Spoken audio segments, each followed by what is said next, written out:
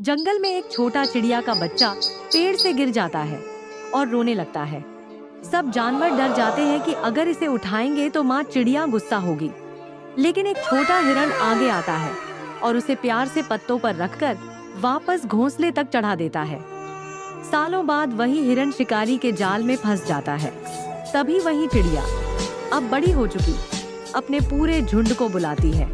सैकड़ों चिड़ियाओं जाल पर चोंच मार मार कर उसे तोड़ देती है और हिरण आजाद हो जाता है। पर हिरण दुखी है क्योंकि उसे सब्सक्राइब नहीं मिला